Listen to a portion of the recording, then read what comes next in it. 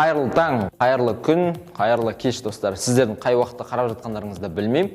Жалпы бұл видеода біз алдында мен уәде берген нәрсені талқылайтын боламыз. Бұл жерде менің шәкіртім $1 160 клиент келді.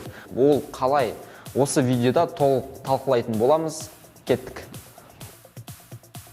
Мысалға сіз таргет жібердіңіз, 160 клик болды, бірақ та оған әрі кетсе 10-20 адам жазуы мүмкін. И то жазады. Ол клиент емес. Оны еще жаңағыдай сатылым жасау керек болады. Және де осы жерде 160 клик жасау үшін сізде $4-5 қаражат кетуі мүмкін. Бұл жаңағы жігіттің жіберген рекламасында біздер бюджет жағынан да, клиент әкелу жағынан да ұтып тұрмыз.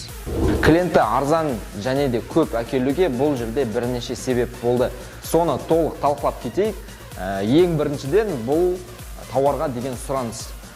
Жарнамаланып жатқан тауар хит тауар болғандықтан сұраныс өте жақсы болды. Екінші әсер еткен нәрсе бұл дұрыс жасалған контент. Контенттің ішіне баннер, видео, оффер, копирайтинг кіреді. Үшінші себеп бұл дұрыс таңдалған аудитория.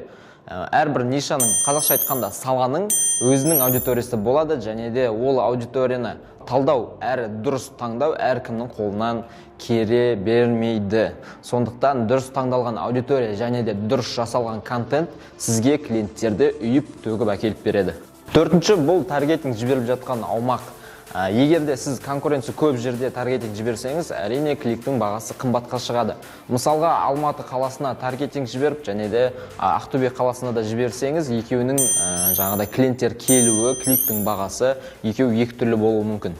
Енді қараңыздар, осы жоғарыда айтылған 4 себептің барлығын дұрыс жасаған менің шәкіртім осындай керемет нәтижеге ие болып отыр. Ешқандай сиқыр жоқ. Менің айтқандарымды бірге-бір жасаған кезде ғана ол жігітте нәтиже болды. Маркетинг жайлы жаңа ақпараттарды, лайфхактарды, фишкаларды білгің келсе, каналға тіркел, және де жаңадан шыққан видеоларды жіберіп алмас үшін осы жерде қоңырауды бас.